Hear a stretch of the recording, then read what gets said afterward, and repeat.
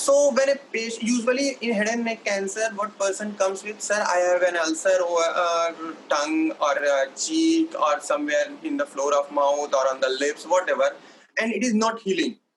So doctor first examine. So there are criteria based on which a doctor can tell whether it is a normal, because we all develop ulcers that comes and goes.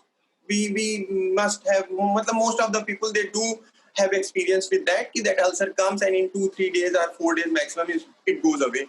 So when it is not healing, especially more than 2 weeks, if it is not healing for more than 2 weeks, you go to see a doctor. Most of the time, it is not oncologist or not the first person who met this. It is the ENT surgeons, because people think that acha muh mein problem hai, then let's go to a ENT surgeon, because they most of the time take care. Or dentists, they also develop, they got the initial side.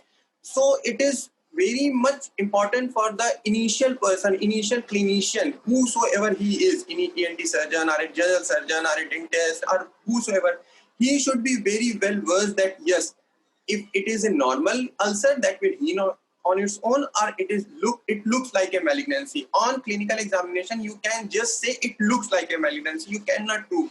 Although after some time you feel that it is a very great chance that it will come to be a malignant one.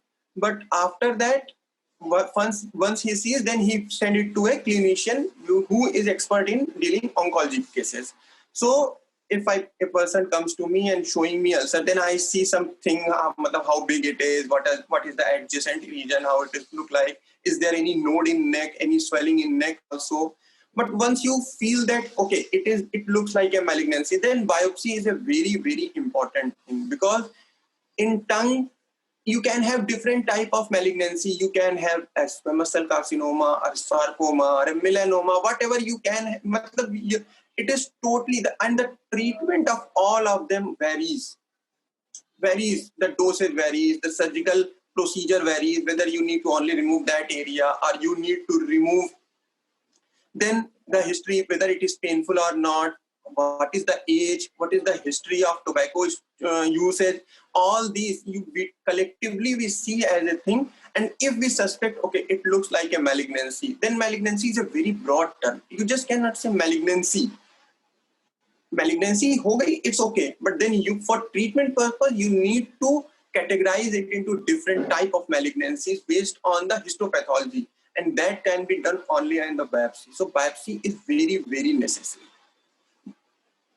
What happens is that after some time, the clinician, the surgeon, especially the surgeons, they are so sure, yeah, it looks like a malignancy, we can directly go ahead with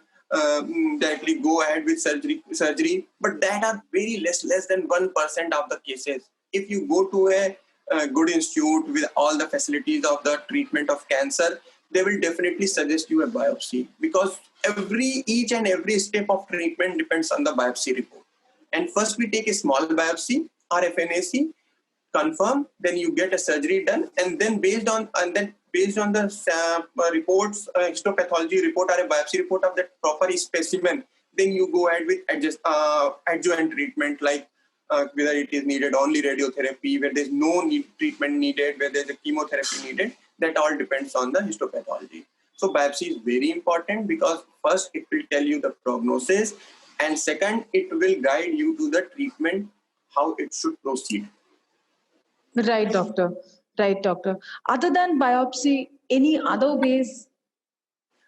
See, these days PET scan is a modality in which what happens is that particular agent called FDG, fluorodeoxyglucose. So we give that to the patient, and that is a part of the nuclear medicine team. They give that, and then they take a CT scan of the whole of the body. And it is supposed that wherever there is malignancy, that drug will be taken up by those tissues, those organs, and when we take a scan, it will glow. So basically, it is a part of nuclear medicine team, but we regularly see patients, they are coming with PET scan, okay, PET scan is being done, the tumor is here, and it is not anywhere else.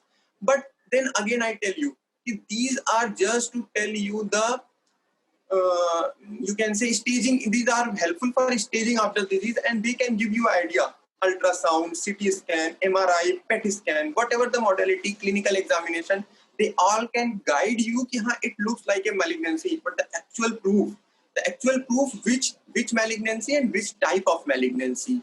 Even in squamous cell carcinoma, it may be a keratinizing type, it may be a non-keratinizing type, depending upon the histopathology. The exact picture that can be done only on the basis of biopsy. Alternatively, what we can do, FNAC. FNAC is just a small needle we'll put there and we'll take some sample. Like in biopsy, we take whole of the tissue, and in FNAC, we just take with a small needle, just like taking a blood sample. It is just put in that area, and the sample has been taken. It is a very small, simple procedure, and the report usually come in a day or two, and sometime we can go ahead with that. Right, doctor. We cannot even stress more on the importance of taking the biopsy.